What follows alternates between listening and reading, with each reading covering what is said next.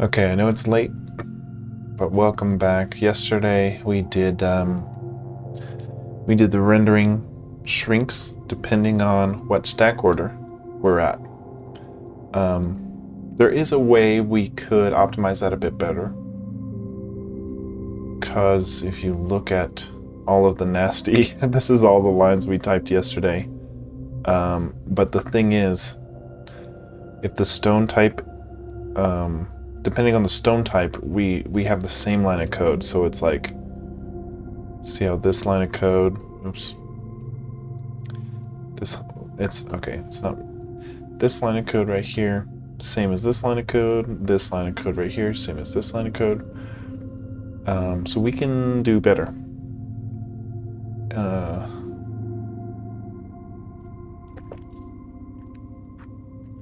So the only difference is changing the color. So if the stone color itself is either white or black, we set the color appropriately. So we can say if stone color is white, set white. We could just do an else here, but I like to be explicit with a else if. Then set it to this color. Then so the first thing we do is ask what stone color it is, and we set the graphic color to the appropriate color, and then we can get rid of this whole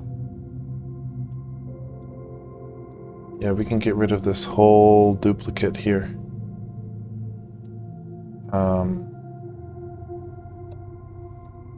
And just ask the stone type after that. So if we're white, we set our color to white. If we're black, set our color to black. Then what's our stone type? And if it's an unlaced stone, we do the first one, standing stone, second one, capstone, second one. So that, if we load that up, it should be the same what we have. Should still look the same. Nice. So it does look like it's setting it appropriately. So what is next?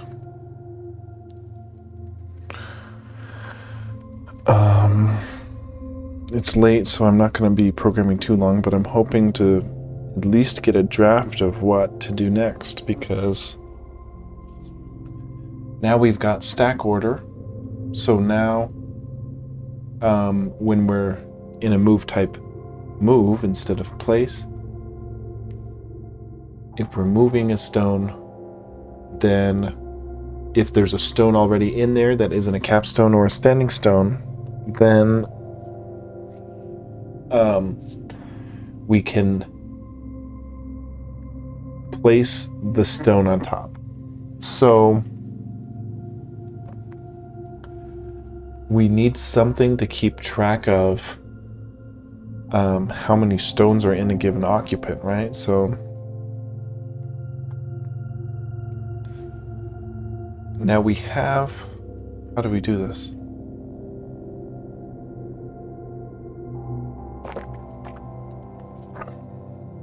Right here, our members table, our grid IJ here in our two-dimensional array. So our grid array is populated with occupant members. Now occupant members have an X or Y, a selection highlight, a control highlight, occupied, members, stack control. See, so I think we need a sort of counter for how many in the stack, because we need to be able to tell if we're moving a stone into a stone that is already occupied, in a grid that's already occupied. We need to see, okay, how many stones are already in there, so we know what stack order to pass to our new member so that we can scale our shrink appropriately. So members gets populated, so we need something other than members. Like members are the actual member objects. It's a table holding all of our member objects, but we need a field to hold member numbers, or what do we call that? It needs to hold the amount of occupants. Oh well, no, look, we have a self.occupants is 0. I think that's exactly what we're thinking of, because I don't think we do a dot occupants anywhere just yet. Yeah, it doesn't look like we do the self occupants just yet. So I guess for now, if we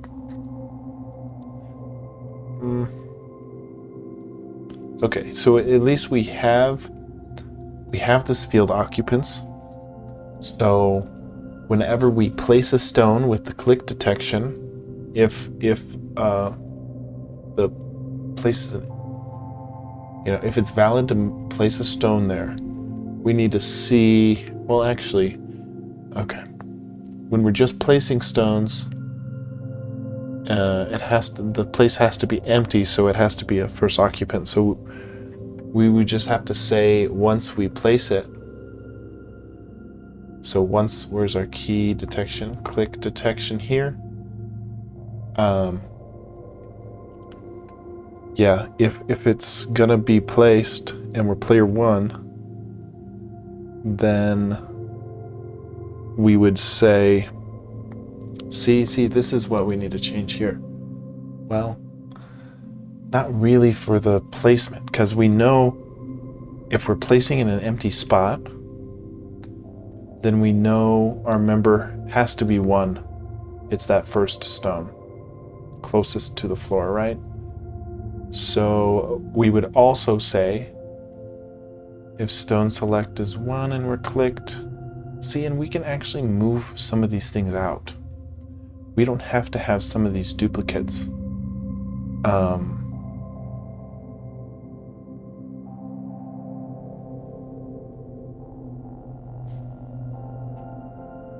Yeah, we can move some of these out, because see all these duplicates? Don't repeat yourself. Is what some programmers call a guideline, because it's like, it's easier to adapt if you just have to change one line instead of a handful of lines. So we can actually change some of this. Like, we need the white and black to be separated, but we can actually do this. Stone type lay stone. We can set that stone upon a click upon a stone select 1. So we can say right up here, we're going to do that lay stone assignment, lay stone type assignment, which means we can get rid of it in our player 1 and player 2 condition, because we do it regardless of what player. We just do it upon a click and upon the stone select being 1. Now we also can move out this occupied, which we can take out of here as well. The others, well, we can also decrement. Oh no, we can't. We decrement our stone count from the corresponding player, so we have to keep those in the branch. But we got rid of 2 lines here by moving these 2 out of that if statement.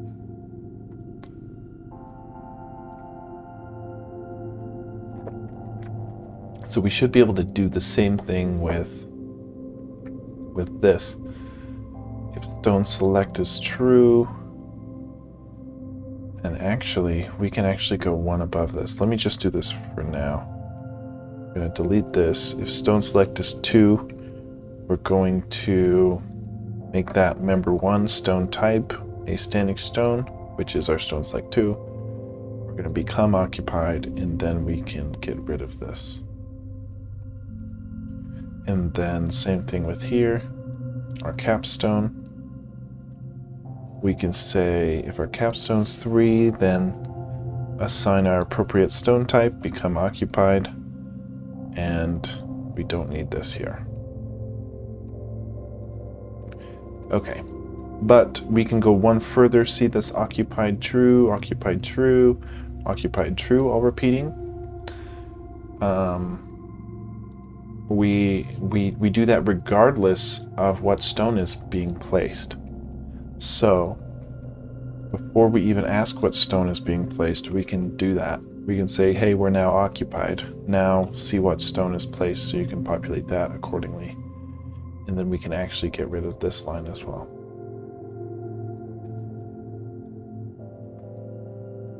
Cool, so that looks better.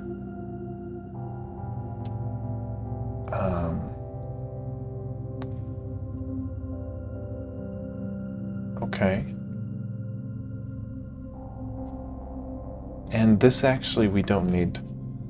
I was thinking we needed to do that, but if our move type is place, then we're only allowed to place in a grid that is not already occupied. So we don't have to make this number different. Like we know that if we're placing a stone, it can only be placed in an empty spot, meaning its member would have to be 1 when it gets placed. So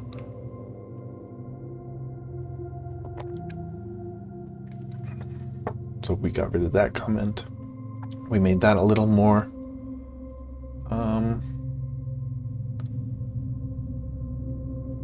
tinier.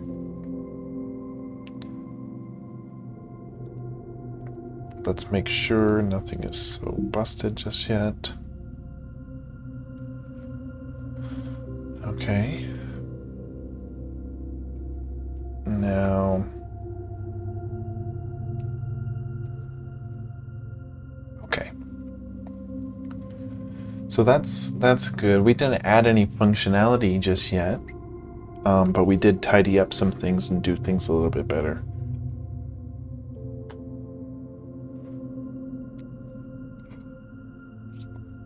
I think the move is to get a game plan for what's to happen tomorrow, and then I'll get up and at it tomorrow in the morning and get hopefully a decent episode out for you guys. So what should we do?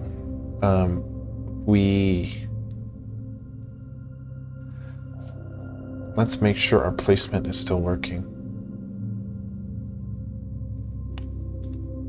It is not. Member 27 stack order is nil.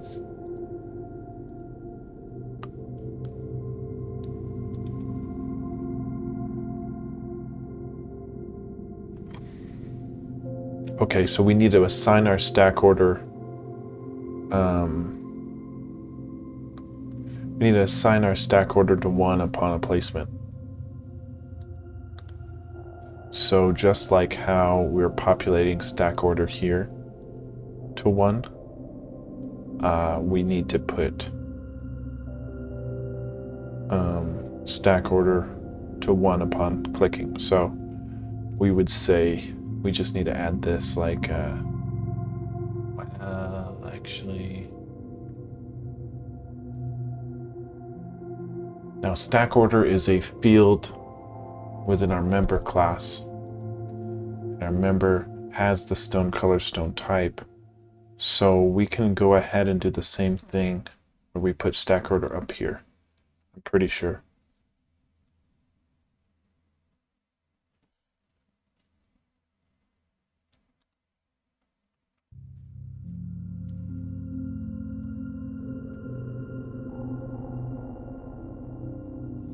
Because whether or not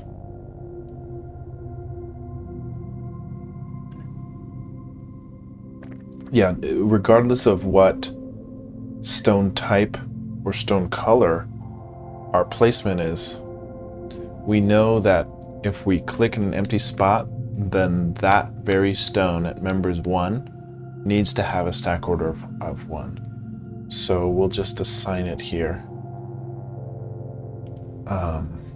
And here, this grid, mouse Y grid, mouse X grid, that's just populating the table that is under our mouse cursor. So it'll populate the occupant under our mouse.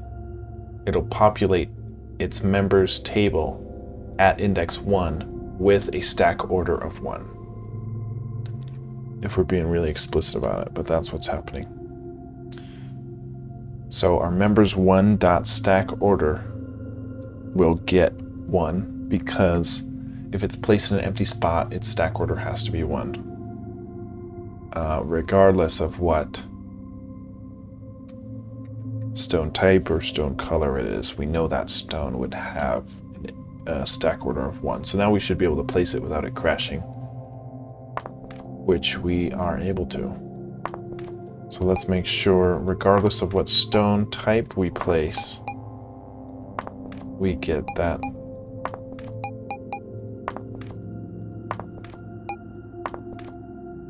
Okay.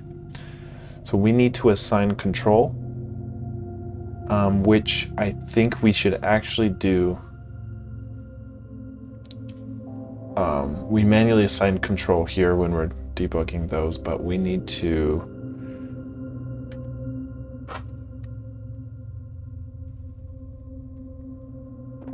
ideally we would have to, well, no, I think we should assign control upon a placement in that grid, right? Or yeah, so like if do this, we need to assign control upon clicking. Now our control, our debugging says dot control, but what it really is a occupant stack control.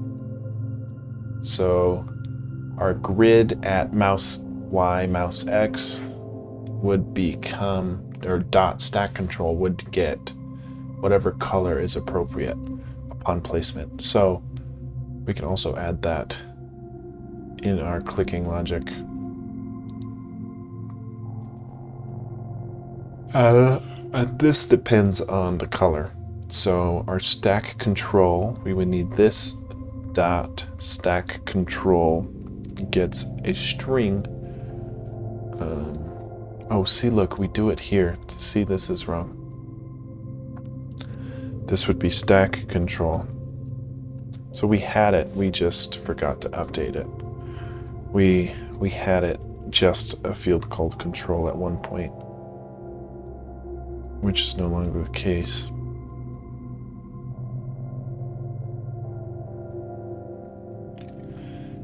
And then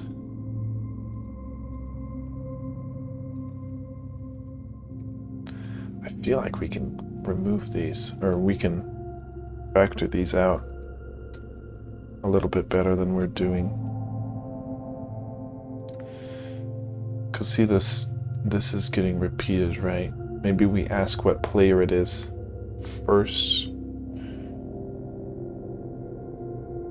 and set the stone color. Yeah. Fuck. Yeah, there's a better way to do this. It's okay.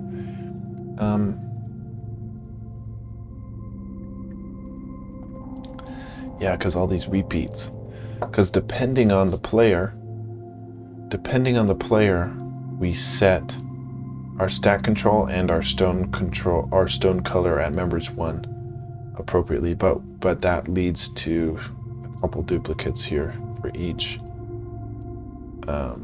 stone select. So instead of asking what stone select, we ask what player. We set the appropriate stone color, stack control, and decrement, and then we ask what stone select so that we can assign the correct stone type for every player. I'm a little sleepy right now, and I feel like I'm gonna mess that up, but we'll make a note to do that tomorrow. We need a tack note.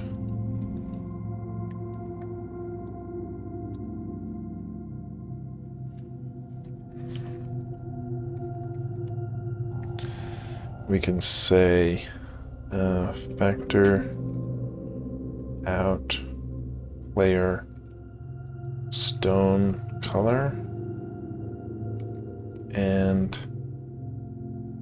stack control out of the I don't know, click detection, I don't know what to call it.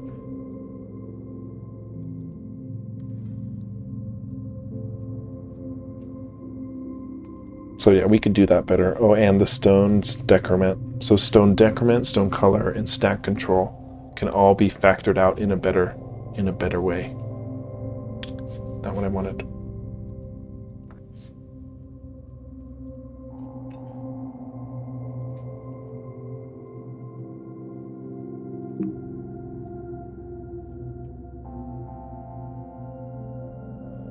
Stone color and stack control and stone decrement.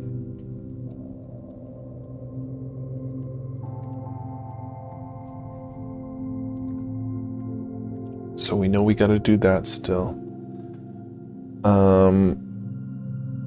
And then once stack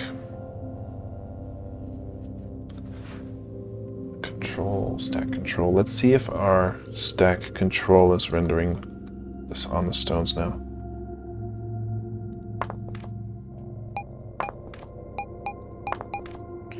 So look, now we've got right here control, our control black, control white, control black, control white, control black, control white. Cool. So that looks like it's working right. What's going to be tricky is when we start moving those stones, we need to determine what's the highest stack ordered stone that's dropped and what's its stone color is, and then assign control to that appropriate stone.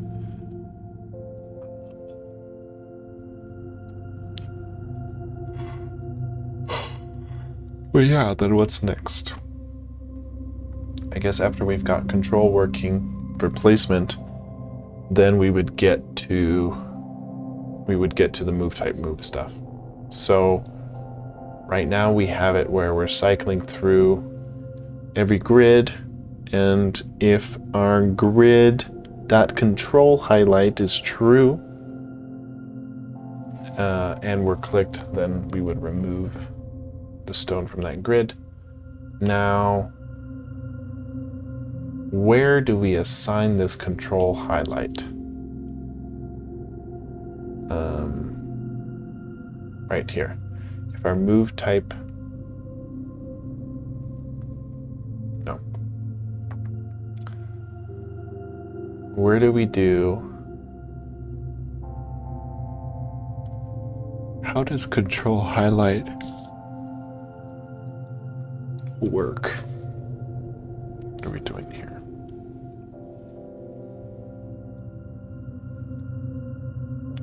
Right here. Shoot. Okay, well. Sets selection highlight. Okay.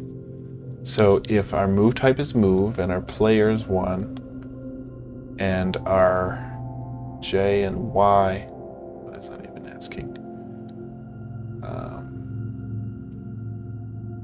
If our mouse grid is equal to J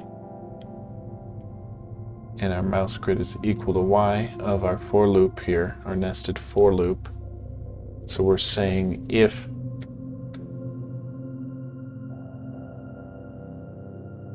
what are we actually doing there? Selection highlight gets true.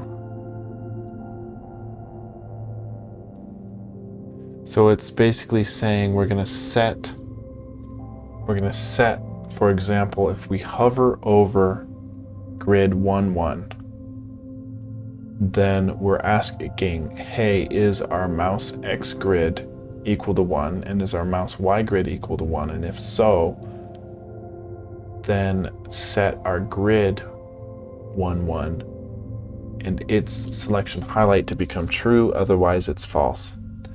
So this IJ equality test is just to say in our for loop, in our nested for loop, is the mouse where the mouse is. It's basically saying change the grid where the mouse is, change its selection highlight to true.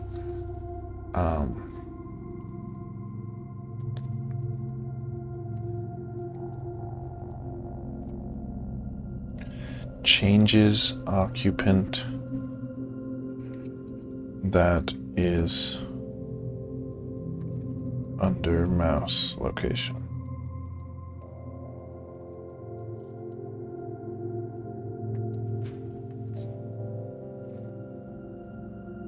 I mean, it doesn't change the occupant. It's just like it's modifying the occupant's selection highlight. So modifies occupant dot selection highlight that is under mouse location.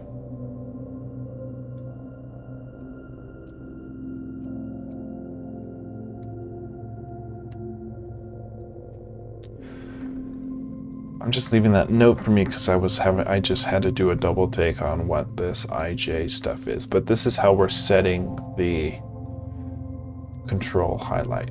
So we're saying, hey, if our control, and this would actually be stack control. If our stack control is black, set our grid's control highlight to true if our player's 2. And then set our stack control to white if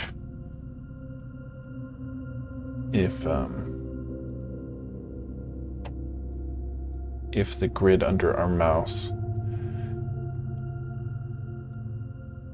is if our mouse is under that grid, change its stack control to white. Otherwise, false. Yeah. Though.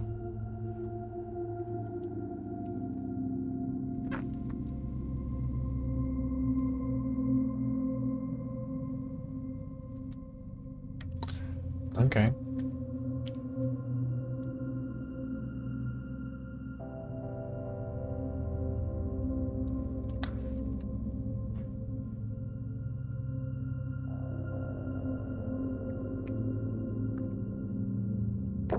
Okay.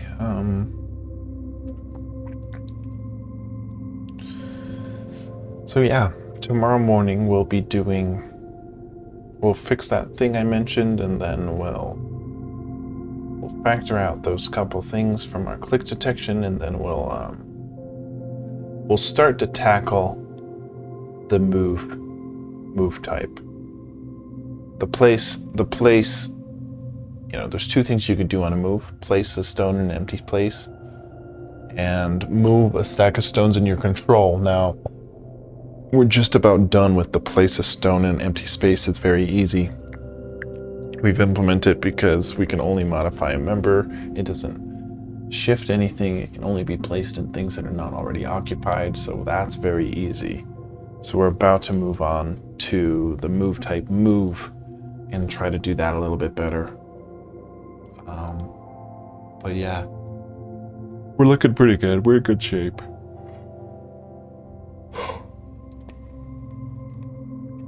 Okay. We'll get, first of all, let's take a look at our git diff here. We factored out a bunch of,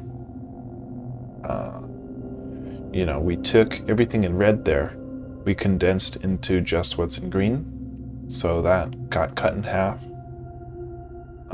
We changed a couple of variables to be called stack control instead of just dot control, which we actually changed the other day. We just didn't update it. And then we factor out a bunch of these a bunch of these different variables, which we can actually do a little bit further. We'll do that tomorrow though, because I'm a little sleepy and I don't want to make a mistake on that. So we'll add everything in the staging area, commit with a message saying we factored out variables in click detection. That's about all we did though. Didn't add any functionality really. We did make sure stack control was working better, or actually working. But there you have it. We programmed today. I was gonna not program today. I was just really tired, so really glad we did. And tomorrow's gonna be one of the first days I program before noon. And hopefully get that episode out before noon. So yeah, I'm excited. It's gonna be, I'm just daunted by the move, you know? By the move type move. No, I'm gonna get back to Joust 2 instead of just only doing tech, because I want to be able to finish Joust. But switching to tech has been a fun change of pace, and it's nice to try to build something from scratch again, and we've already got hundreds of lines of code, so I'm happy with that. We already pushed, so we're good to go. I'll catch you guys tomorrow before noon.